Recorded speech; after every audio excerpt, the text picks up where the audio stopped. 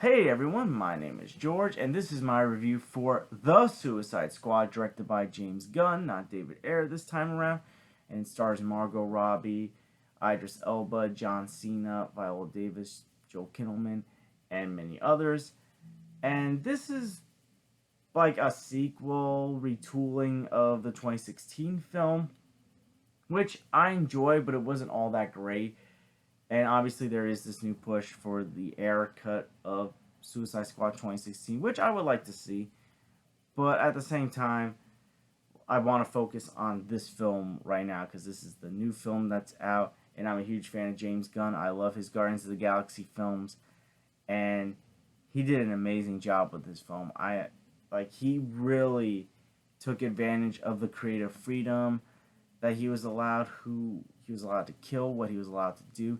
He took a full advantage of it because obviously he was hired to direct the Suicide Squad after Disney briefly fired him. But then they obviously rehired him. But while he was fired, this was the film that he was given by Warner Brothers and DC, and he did a fantastic job in my opinion. This was a great movie. This is probably my favorite film that I've seen in the theaters since COVID. Now, like many James Gunn films, well, the Guardians of the Galaxy James Gunn movies, the characters are obviously big in this film. Margot Robbie is once again fantastic as Harley Quinn. Now, she's not in this film as much as she was in, obviously, Birds of Prey in the first Suicide Squad film. But at the same time, I understand why. There's a lot more characters in this film, and you gotta focus on a lot more characters. But I think, they focused a lot on her still in this film, and what they've done with her character, how they handled it, I thought they did pretty good with that. She's great in this role, and I would love to see her as Harley Quinn in hopefully a lot more films. There was a rumor that she said she wanted to take a break, but she's also open to returning for a lot more. She wants to return, so hopefully she does. Another character that returns from the previous Suicide Squad film, Amanda Waller, played by Viola Davis. She's great in this film as well. I found her to be more terrifying, honestly, in this film because while she's not in the film as much as she was in the 2016 film, it feels like she's more willing to do whatever she needs to do to save America, protect America, even if it costs the lives of many people. She is a lot more power hungry, in my opinion, in this film. Now, as far as the newcomers go, Idris Elba is great as Bloodsport. I found him to be better as Bloodsport than Heimdall from the MCU. He was good as Heimdall, but obviously because Bloodsport's a bigger focus in this film, Idris Elba does a lot more with this character. Now, another character that caught me by surprise is Peacemaker. John Cena did very well with this character. I thought this was his best performance in the movie so far. This guy, he's a douchebag. He's the anti-Captain America. He makes John Walker from Falcon and Winter Soldier seem like Steve Rogers. This guy will do anything to preserve peace. And I mean anything. He'll kill anyone. And after watching this movie, it kind of makes sense that he gets a spinoff, or he's the first of these characters to get a spinoff on HBO Max. A spinoff show, I mean. King Shark, I loved King Shark. Sylvester Stallone voices King Shark. I'm a huge Sly Stallone fan, and this character was awesome. Very cool. He's one of my favorite DCEU characters.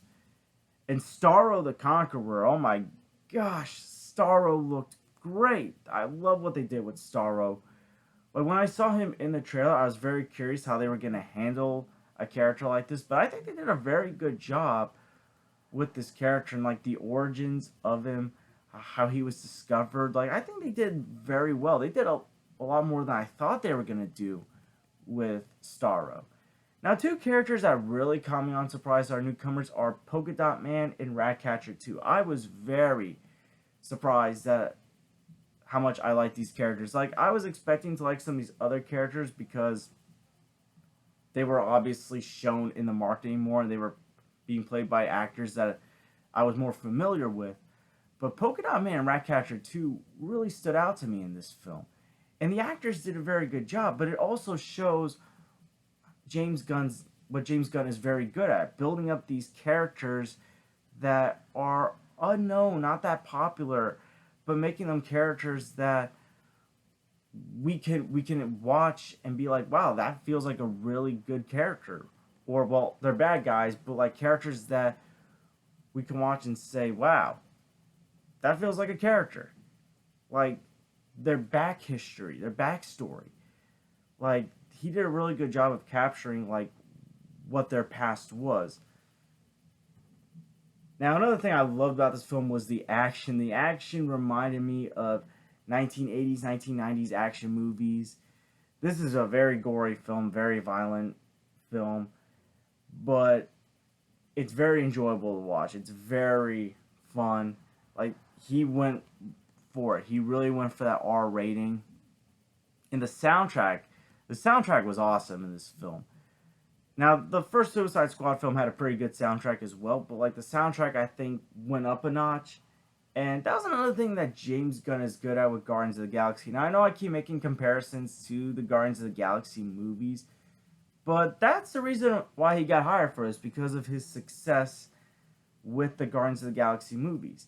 And one of the things that a lot of people love about Guardians of the Galaxy is the music choices they make. And like those movies, the Suicide Squad does great with the music choices. The special effects were great.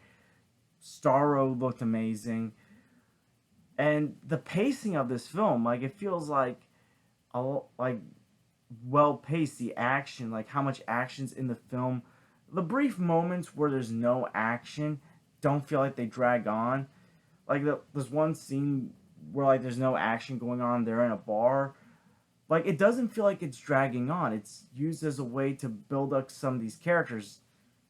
And those pauses, other pauses, they use those as a way for these characters to get to know each other, to build up some character development. And I like that he uses those moments for those character moments.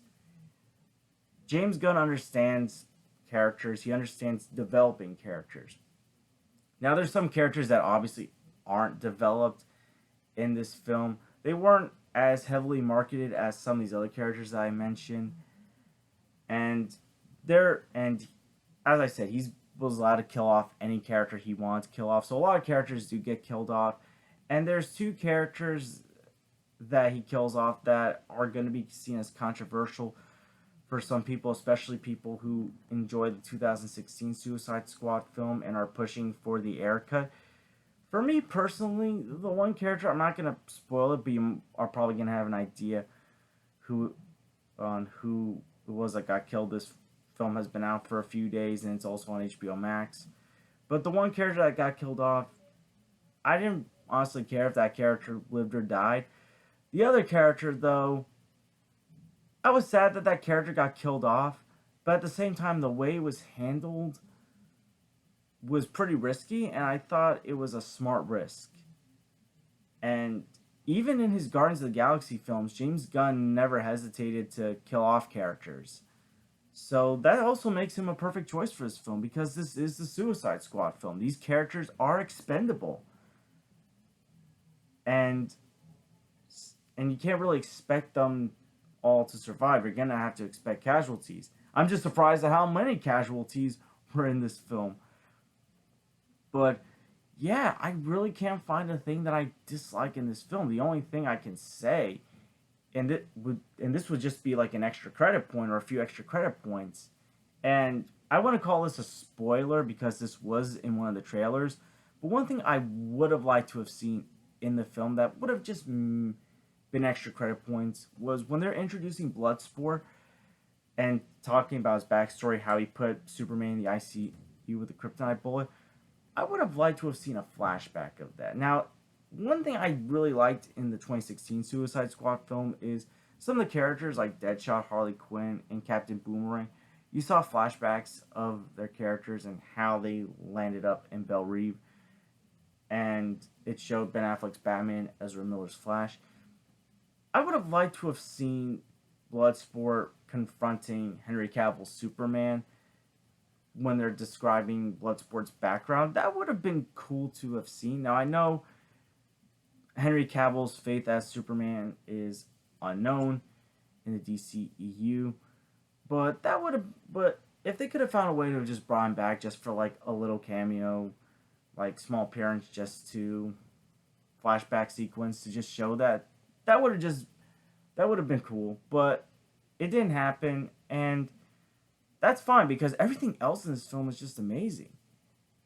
Like, I couldn't find a negative in this film. I know some people are gonna find some negatives they might not like as much. Some people might think this is overrated, or they might love it, but they may not consider it one of the best DCEU films. Some people consider it one of the best, some don't. I consider it one of the best DCEU films. But yeah, I gotta give the Suicide Squad an A+. I love this movie. I love the characters. I love how they handled Starro. I love that they took more risks in this film. The action, the soundtrack, like everything I think was a lot better in this film than in the previous film. And like I said, I know they're pushing for an Ayer cut, and I would like to see the Ayer cut. And that's probably going to be better than the 2016 film, but this film was just amazing. And as of right now, it's hard to even see that Ayer cut top this film because I loved everything about this film. Now, is it my favorite DCEU movie? Honestly, I don't know. It's really between this and Zack Snyder's Justice League, because I rewatched Zack Snyder's Justice League after I did my review for it, and I loved it more the second time.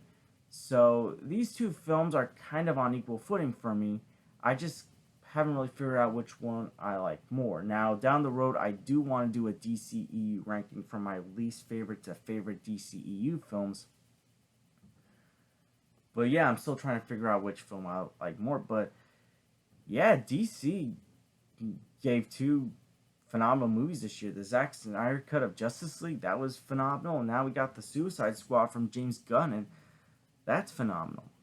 And I know the box office hasn't looked that great, but I heard it's doing very well on HBO Max so far. So hopefully James Gunn sticks around for more stuff. I know he's got the Peacemaker show, which I'm actually looking forward to now.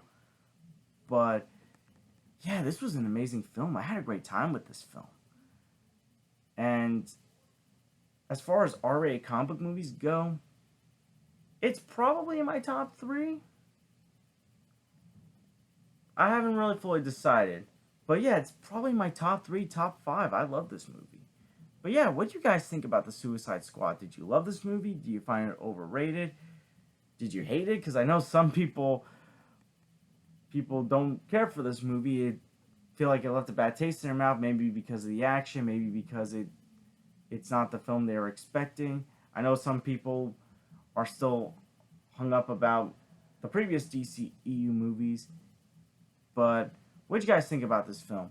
Comment below and let me know. Do you want to see James Gunn do any more DC movies? And if so, what DC properties do you want to see him tackle? And I want to thank you guys for watching, and please like and subscribe if you haven't already. Please share this with someone that loves the Suicide Squad. And down the road, I do want to do a DCEU films ranking, and it'll just be DCEU films. I'm not going to rank every DC movie, just DCEU films. And hopefully I can give you guys some more reviews in the future. And until next time, guys, have an awesome day, and please check out this movie. This is an amazing movie. Take care, everyone.